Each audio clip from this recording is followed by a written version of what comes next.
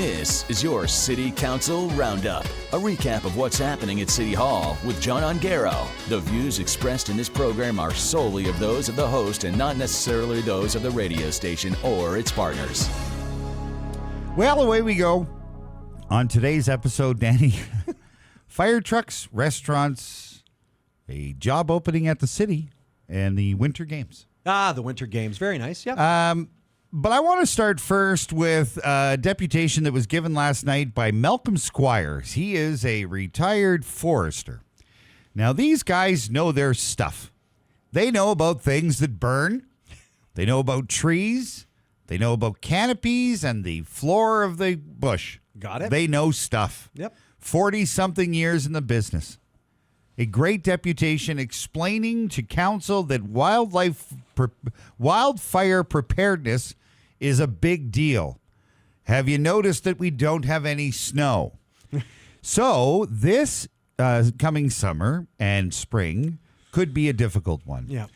The deputant went on to discuss the reasons why he thinks this might be a telling year and the years coming may be difficult, and simply was there to ask council to maybe consider setting up a committee to discuss plans for a wildlife preparedness plan for the city of Thunder Bay.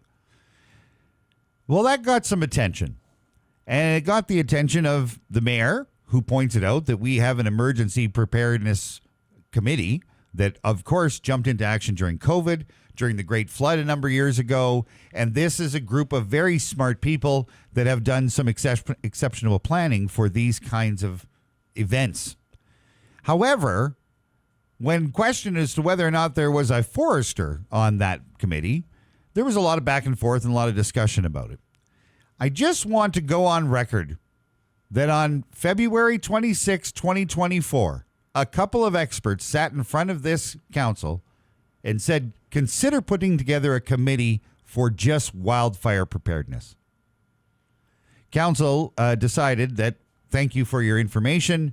We've got an emergency committee. We'll see what happens next.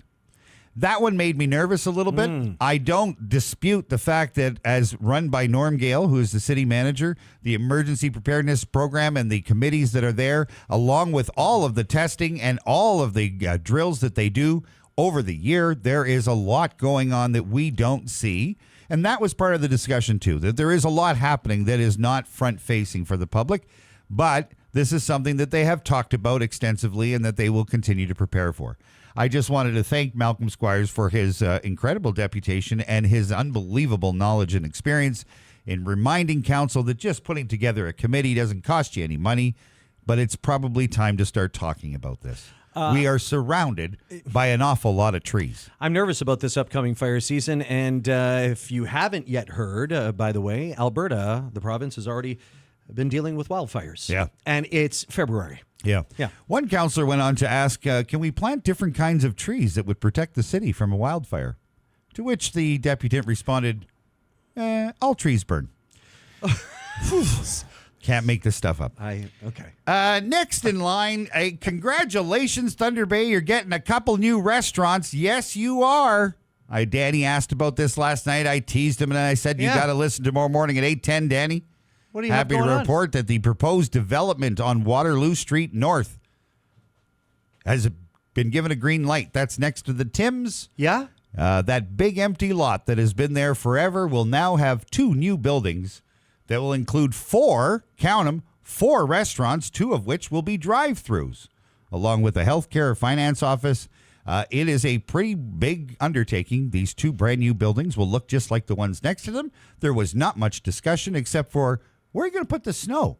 Well, the deputy had answers for that, and that was approved. So that new development will get underway shortly. Any details on the restaurants? No.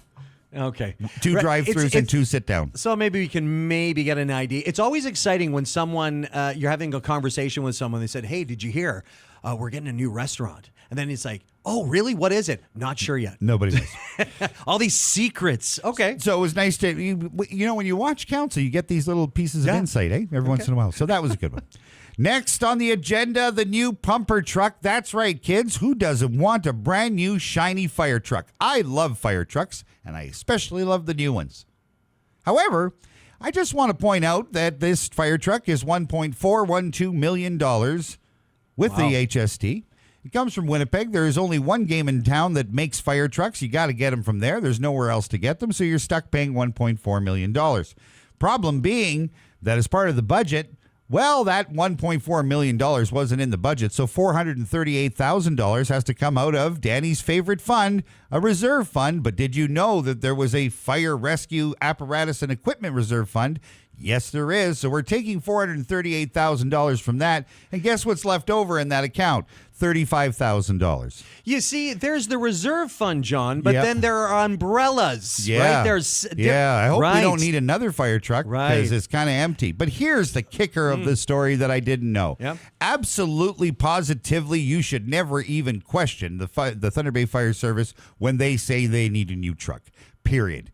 You buy them what they need. It's the same with the Thunder Bay Police. Yeah, I I don't get it. care what the cost is. These are kind of important tools. Turns out that the new fire truck that we're buying is replacing a pumper that's 21 years old. Okay. The average replacement for these trucks is 15 years, but this one we're replacing is 21 years. Do you see where I'm going with this? Yeah, I get it. Here's the breaking news of all of this. This new fire truck that you bought last night, you're not going to see it until 2026. So Because then it by takes then, 18 months to build it and deliver it. Here's the problem. This fire truck was approved in 2022. So this council, again, showed that maybe we can hold off on buying a new fire truck back in 2022. Here we are 2 years later and now waiting 2 more years before its delivery, thereby 4 years later than we cost. should have got it. So why, of course, is I can't believe the cost, the councilors went on to say. The price in 2022 was $700,000. John, this is a perfect example If you of, don't, that's right. of every Uh-huh. city council It's- roundup and meeting. It's not a turf facility. The It's long, a fire truck. I get it. We need the fire I truck. respect that. I'm not going Sure. there, but it's an example of the longer you wait on things, the more expensive they're going Absolutely. to be. Case in point. And when Okay. it's a fire truck, you buy it. When it's a shiny building, you wait. Can I also just say, Go ahead. Big shout out to our firefighters. They keep those fire trucks clean. Oh, right? beautiful. They're pristine. Come on. It's why my favorite color is red. I love red it's fire. just Like if beautiful. I could get a truck that's the same red as Yeah. a fire truck, I absolutely Throw would. on a siren on the So top. thank you to the chief who was there. The interim chief that was there Okay. explaining it all. And for Thunder Bay Fire Rescue for all of your service. We appreciate you and enjoy your new fire truck when you eventually get it in 2 years. And you should have got it 2 years ago. Next on the agenda, the city manager was on last night. God bless him. I'm a fan. I don't have to say how many times I'm a fan of his, but I just want to point out that the city manager's job is posted on LinkedIn. You can apply. Turns out 16 people have applied for that job already, according to LinkedIn. Okay. It's an interesting job posting. I'm not. Don't ask. No? You No, don't want it? I have no business running a couple radio stations. I'm not running a city either. So 16 people, by the way, have applied on I'm LinkedIn. curious. Does it say Monday to Friday, 9 to 5? No, there is. No, ironically, it doesn't. It is not. Yeah. All right. But you will be running a couple, an operation with a couple thousand employees. Okay.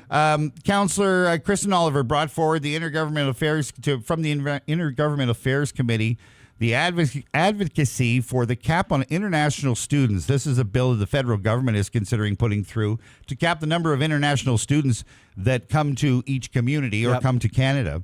It was an interesting discussion because the biggest part was where the heck are they going to live? And that is an ongoing issue. Councillor Gertuga actually gave a great example of how there are some people now that are overpaying and bidding on apartments to get multiple people living in them because it is just too expensive for them to live.